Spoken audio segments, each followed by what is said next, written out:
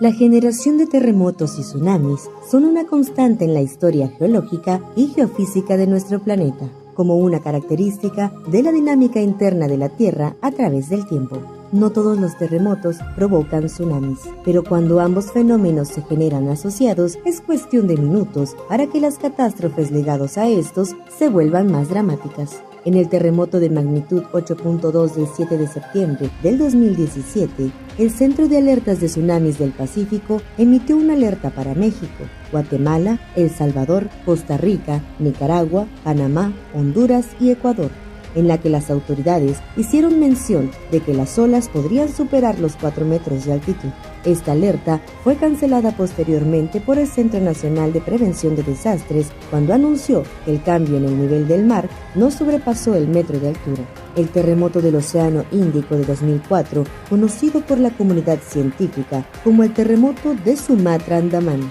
se registró el 26 de diciembre de 2004 con epicentro en la costa de Banda Aceh, Indonesia, que conoció una serie de tsunamis devastadores a lo largo de las costas de la mayoría de los países que bordean el Océano Índico, matando a una gran cantidad de personas a su paso e inundando a una gran cantidad de comunidades costeras a través de casi todo el sur y sudeste de Asia, incluyendo parte de Indonesia, Malasia, Sri Lanka, India y Tailandia. Se estima que fallecieron más de 275,000 personas, sin contar con los millares de desaparecidos. La magnitud del terremoto que lo originó fue registrada como de 9.0 y posteriormente fue ajustado a 9.3. El hipocentro se determinó a 30 kilómetros de profundidad. Con esta magnitud, es el segundo terremoto más grande registrado desde la existencia del sismógrafo, después del terremoto de 1960 en Valdivia, Chile, de magnitud 9.5. El 29 de septiembre del 2018, un terremoto de magnitud 7.5 con epicentro en la isla Celebes, en Indonesia, e hipocentro a 10 kilómetros de profundidad,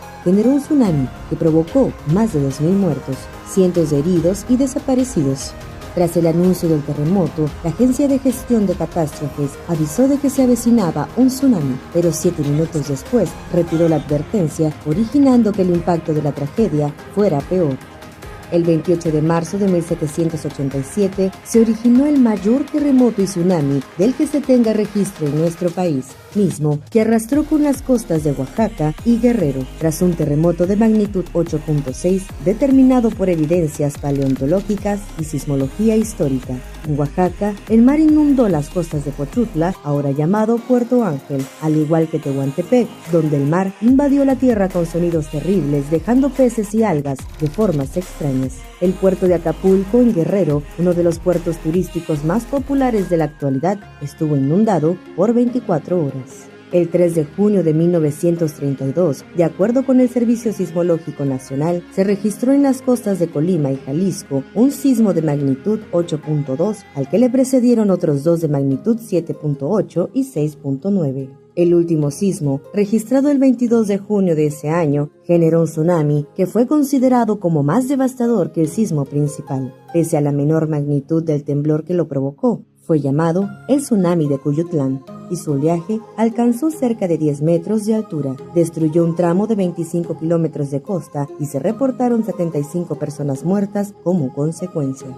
Chiapas está inmerso en la placa tectónica del Caribe a través de Centroamérica, razón por la que compartimos con los países centroamericanos y no con México los riesgos y vulnerabilidad asociados a los diversos peligros y fenómenos naturales de la región. Razón por la que debemos de estar atentos a lo que suceda geofísica y geológicamente en Centroamérica y en el Caribe, ya que invariablemente repercutirá en Chiapas y viceversa. En las costas de Chiapas, no obstante, su alto potencial sísmico, en donde incluso se tiene registro de terremotos de magnitud superiores a 6, 7 y 8 en los últimos años, no existen evidencias recientes ni históricas, escritas o verbales, mucho menos relatos, mitos y leyendas que se hayan transmitido de generación en generación por la presencia e incidencia de este peligroso fenómeno perturbador. El epicentro del terremoto de magnitud 8.2 del pasado 7 de septiembre de 2017 fue ubicado, de acuerdo al Servicio Geológico de Estados Unidos y por el Sistema Sismológico Nacional, frente a las las costas al sureste de Pijijiapan, en Chiapas, hipocentro a 59 kilómetros de profundidad,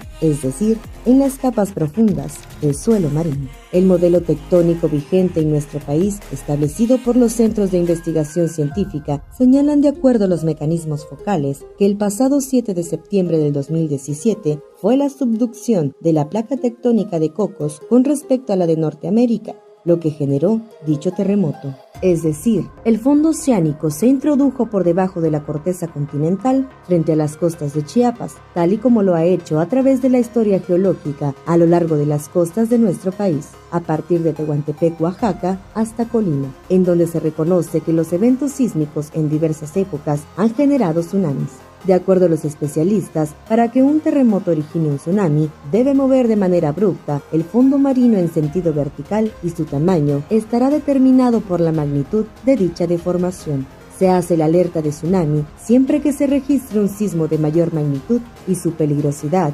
dependerá mucho de la forma de la costa en donde va a impactar la onda, es decir, de su barimetría. Información: Ingeniero Marco Antonio Penagos Villar.